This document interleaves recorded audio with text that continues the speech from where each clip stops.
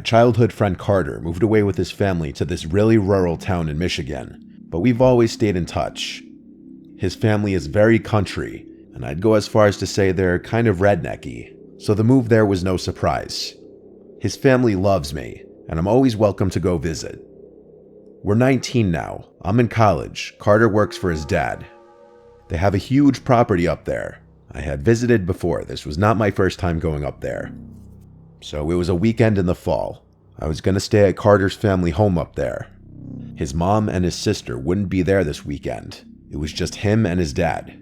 It's a 4.5-hour drive up there. It's a lot of farmland and open fields by them. To get onto their property was a gravel road about 300 feet off the main road. I got there to a warm welcome by both Carter and his dad. They were already sitting in the backyard drinking beers, so after bringing my bag in from the car, I joined them. Carter was telling me about all the trails in the area that we could take my Toyota 4Runner off-roading. I'd never off-roaded before, but I was super down to. Carter's dad grilled us up some burgers first, then he was off to his friend's house. Carter and I got in my car, and he guided me to this nearby trail that he described as perfect for off-roading. It was around 6 o'clock, so we only had a couple hours of light left. We did about an hour of off-roading on various trails not far from Carter's house. When it was starting to get a little darker out, we left the trails and got back on the road because it was even darker when you're in the middle of the woods. As we were just driving around passing a bunch of farmland, we passed this abandoned church-looking building that had a huge cornfield next to it. Carter said he passes this place all the time, but he never checked it out. So what do? Of course, we both agreed to go back and check it out later, but Carter said we should take the bikes over later. His family has a million mountain bikes, fully equipped with lights and everything. We drove back to his house. He grabbed a backpack and threw some tequila and a bottle of Sprite in it, along with some flashlights.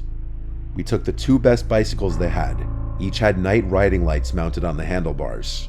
He said it would probably be a 20-minute bike ride. Both of us are big fitness guys and have been since high school, so I didn't even mind a long bike ride. When we got to the abandoned building, it was pretty dark out now, hence why we brought flashlights. The grass was very overgrown too. We made sure no cars were coming before entering the property just to be safe. We hid our bikes a little bit into the cornfield just so they wouldn't be seen. There was still just enough light outside to navigate without turning on the flashlights. We didn't want to make it too obvious we were here. We were thinking of getting some cool, artsy shots of each other for our Instagram inside the building, if we could find a way inside. The place was definitely an old church. The shape of the windows confirmed it. We went to look through one of the windows, and it was way too dark to see inside. I told Carter to hand me a flashlight. The flashlight made all the difference. We could see inside now. We both noticed something strange in the pews. It was what looked like a person's head hunched over sitting down with their back to us. Carter said it looked like a mannequin, especially considering it was completely motionless. We placed a friendly bet. Carter betting it was a mannequin and me betting it was some drunk homeless man. We went to the front door of the place and saw it was boarded up. Carter shook the door just for the hell of it to see if it would budge, but there was no shot. He implied this meant he won the bet because there was no way for a homeless person to get in there.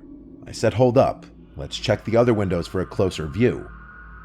So we walked along the other side of the church to the window we knew had the best angle of whatever we saw in there. But now, when I shined the flashlight through the glass, whatever was in that pew just a couple minutes ago was gone. I told Carter he owes me money because I was right, even though that was also terrifying. He asked, where did they go then? I shined the light in every direction until we both spotted it at the same exact time and jumped. The man standing right to the left of the window on the inside. He was looking at us. It didn't look like no homeless man to me though. We took off running back to the cornfield. We tried to find the bikes in a panic, but we couldn't. It was so dark out now that we were avoiding turning on our flashlights to expose ourselves. We heard a slam from the church building. It sounded like some kind of door. Carter told me to be quiet because he heard sounds in the cornfield, like the crops being brushed through by someone. Then it just stopped and went silent. Dead silent. No breeze at all, so all the crops were just still. We were stationary, ducked down, scared to move. We were in this position for a solid minute before Carter said in a low voice, "Which way did we leave the bikes?" And this was when we heard the crops mere feet away from us being brushed aside as someone was clearly running towards us. I screamed go as we both beelined through the crops as some of them were smacking me in the face. At some point we cut out into the open, leaving the cornfield, running back to the road. We were no longer being chased. Carter called his dad right away, and he came and picked us up. He wasn't the kind of dad to get pissed at us for trespassing or drinking or anything like that. He was more so pissed about the bikes, but he said we were right to leave the bikes and run.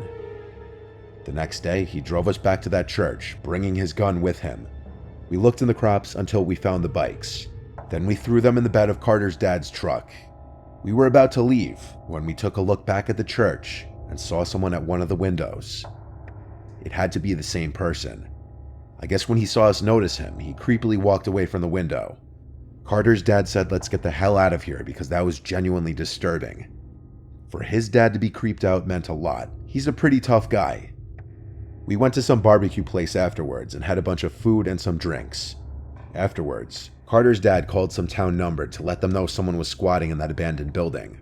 As long as it was brought to their attention, at least we felt like we did something. Who knows if that man is still hiding in that church, though? Or who he was, for that matter.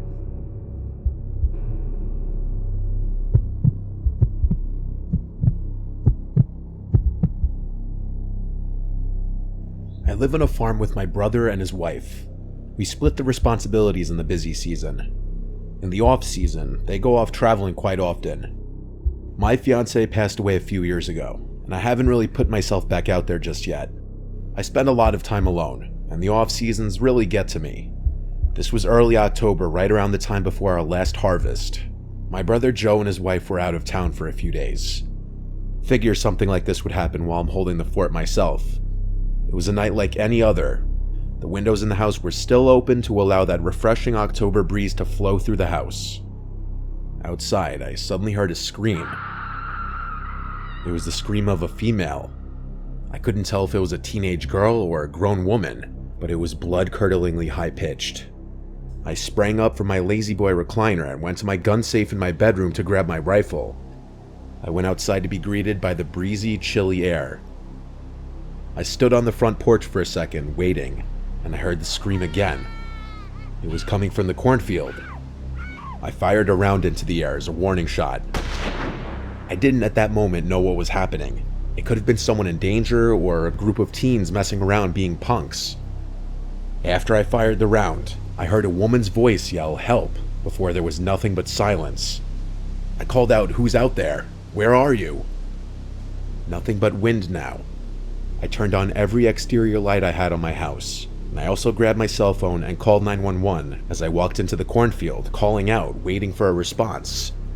After telling the operator what I heard, I was left to wait for a few police officers to arrive. There were a total of 4 that ultimately showed up, and with the help of them, we all checked the cornfield, shining flashlights and yelling out for anybody who needed help. I'd imagine that anytime someone is reported screaming for help, the cops take it a little more seriously. After we ultimately found no one, I was told by one cop to call 911 again if I should hear anyone scream for help and that they'd be nearby. Then they all left. I went back inside of the house, not before taking one more look out to the cornfield. I closed the door and turned off all the lights. There's not much to do in this county for the local kids, so it didn't seem unbelievable that maybe it was some kids trying to scare some random farmers and homeowners. After another hour of watching TV, I went upstairs to bed. I took a couple melatonins to help me sleep, as I'm a chronic insomniac. Usually, I'd say that's unfortunate.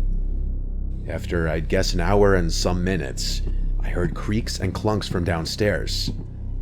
I just realized I never closed the windows downstairs. You can hear everything through the paper-thin walls in this house, and all the floors make noise. I grabbed my cell phone and called my brother Joe. He picked up, and I asked him in a whisper if he's home. He said no. In that moment, all the hairs on my body stood up, and I knew now I was in fight or flight mode. I told my brother there's someone in the house, call the police for me. He was a few towns away, so it would be the same dispatch center. He said he would, no questions asked, and hung up. I tiptoed as quietly as I could to the safe and grabbed my shotgun. I know for a fact I made a noise as I crept to it though. It was inevitable. I heard sounds from downstairs still. There was definitely someone in my house. I crept to the door and opened it. I looked down the stairway to the downstairs. I could still hear the breeze flowing through the house downstairs. The hairs on my arms were standing up. I started inching down the stairs one at a time, trying my best not to make a sound. But I only made it down a few steps before hearing footsteps from downstairs on the wood floors creeping closer to the stairway, until a tall, skinny figure appeared at the bottom of the steps. I cocked the shotgun and said, "Don't move." He didn't listen. He almost calmly walked out of sight, and I heard his footsteps then pick up to a run through the living room and then out the back door. I yelled stop as I briefly attempted to chase him, but as soon as he was out of my house, I locked the door and called my brother. He said the cops were on the way. I locked every single window on the first floor and waited for the police to come back. It was the same officers. They did a little search of the perimeter of the property this time with all the lights on. One of the officers said he was going to stay on the property for the night, though I don't think that guy was coming back after seeing I was armed. In fact, he never did. But the story doesn't end there. I was finishing up the last harvest of the season in the combine, and while doing so, I noticed a shoe in the field. I stopped the machine to go pick it up and examine it. It was a woman's shoe, size 8.5. This got me thinking back to the screams I heard, followed by the man breaking into my house hours later. I called 911 once again and left the shoe where it was to not hinder any potential evidence. When police came, they did another investigation of the cornfield, and they took the shoe as a piece of evidence to a possible disappearance. They even brought police dogs to sniff out any possible scents. The strange thing is, there was no missing female reports in our county, not at the time at least. I hope whoever's shoe that is still alive today. It makes me sick thinking someone might have been murdered on my farm.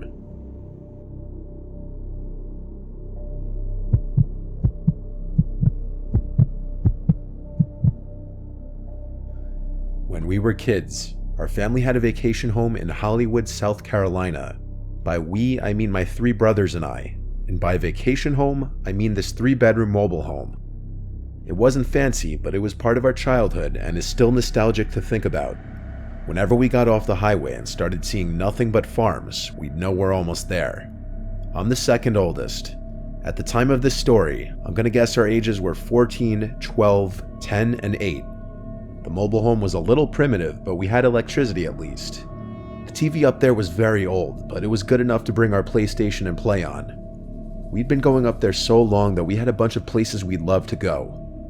This big playground for an elementary school that we'd always play hide and seek tag in while our parents sat there and read magazines. This grocery store that we would love to play games in as well.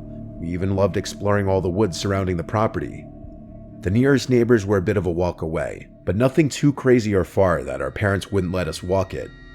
This was the first year that they let our youngest brother Todd come exploring with us too, while they stayed behind in the mobile home.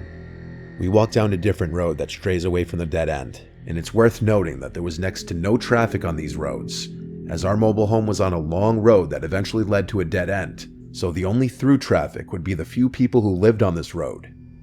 There was always this questionable looking house and farm that we never saw a car at ever in our lives. It sat at the top of this little hill overlooking the road. There was a small cornfield, which would imply that there were still people living there, but it was just strange how all our lives going there we never saw anyone there, whether it be a person or car. So between the woods surrounding the property, the 2 buildings, the shed, and the cornfield, we realized this was a perfect spot to play hide and seek tag. It was broad daylight right now. We decided our oldest brother Tony would be seeker first, and we'd go in order oldest to youngest. So the rest of us went to go hide. I went to go hide in the crops. I heard Tony call out, "Ready or not, here I come," and so I simply sat down in the browning crops, completely hidden. I waited and waited until I heard a rustling in the crops and footsteps crunching the rotted dead crop leaves on the ground. I didn't know which of my brothers it was, but I wasn't taking a chance. I ran out of the crops and into the grass and up the hill towards the red shed. I expected Tony to come out after me, but he didn't, so I figured it was one of my little brothers. I heard commotion as Tony was chasing my 10-year-old brother George down the hill on the other side of the house, and the 2 were laughing and screaming. Tony caught him, and so George was out. I stayed put behind the shed. Then I noticed Todd leaning against the back wall of the house, looking at me laughing. I put my finger up to my lips to go shh, and he did the same. Then I thought to myself, wait, who was in the cornfield with me then? Tony came around the house and immediately and easily tagged Todd, and then he saw me since I was in a straight line of sight from him. I started running down the hill, which gave me a good speed boost, but Tony got that same speed boost, and he was bigger and faster than me. He caught me with ease. The four of us met at the bottom of the hill by the road, and I was supposed to be up next. But I asked everyone if anyone had gone in the crops as well. When all of them said no, I got scared. I told them I heard someone walking in the crops, and it may have been the homeowner, so we should leave. With that, we left in a hurry and walked back to the mobile home, where our parents were watching a movie in the living room. For dinner, we went to the local pizzeria that we all loved. From what I remember, our dad told us that nobody lived in that house that we were playing at. So, when we got back and it was dark out, we just knew we wanted to play flashlight tag now. Our mom didn't want Todd coming out with us past dark, and I'm sure they only let us go because Tony was 14 and they thought he was old enough to keep an eye on us. So the three of us ventured off back to that house to play flashlight tag, which basically is hide and seek, but if you get exposed by the seeker with a flashlight, you're out. Once we got to the property again, it was like 90% dark out. They wanted me to seek this time since Tony did last time, so I turned around and counted to 60, and then I shouted, "I'm coming." I kept the flashlight off as a strategy to not give away my position. I could just barely see enough to navigate around. I ran up the hill to the house, which had no lights on. I peered around the walls of the house, and then the shed. I didn't see either of them. I looked into the trees, and decided to turn my flashlight on and look through the tree line. Still nothing, so I turned the flashlight back off. I knew one of them had to be in the cornfield. It was too obvious of a hiding spot. It was small enough that I could check it out. I got to the bottom of the hill by the cornfield and quietly pushed my way in. It was hard not to make noise in here, but I tried my best. I also kept the flashlight off to not make it obvious I was in here. I didn't realize until now that it was dark out how absolutely scary this was at night. As I was sneaking around the crops, I heard footsteps inside the crops. I had to be sneaky if I wanted to catch them. I honed in on exactly where the footsteps were coming from, and when I heard them right on top of me, I turned on my flashlight and yelled, "Caught," but all I saw was the back of someone running away from the light. "Who is that?" I said. "You're out." Then I heard this creepy laughter. It wasn't the laughter of my brothers, or any kid for that matter. It sounded like some deranged adult. I was frozen, apart from moving my hand with the flashlight around trying to see who it was. I heard a grown man's voice say very softly, "Can I play with you guys?" And then I saw his face. It was half covered by the few crops still separating the two of us. From what I could tell, he had this kind of deformed-looking face. I really couldn't tell if it was a mask or not. I ran out of the crops and started yelling my brothers' names, saying, "Run, game over." I heard them both yell back at me from the same spot. They hid together. I saw them running down the hill with their flashlights on. I turned mine on and told them to just keep running. We ran all the way down the road until we got back to our property, and we were out of breath. But I told them there was some deformed-looking, freaky man hiding in the crops, and that he was probably the one I heard in the crops earlier too. I still remember their faces when I told them this. When I told my parents, they looked confused, and my dad didn't seem to know how to react. My mom made it clear she didn't want us going off the property past dark anymore. Honestly, I didn't want to anyway. I had trouble sleeping that night, thinking, what if that man was outside in the pitch darkness, outside one of the windows? I could tell I freaked everyone out a little bit with my description of the man. I had no reason to make it up though, and they knew that. It goes without saying we didn't go back to that property up the road. Thank God it wasn't that close to our property. My family sold the property only a few years after this.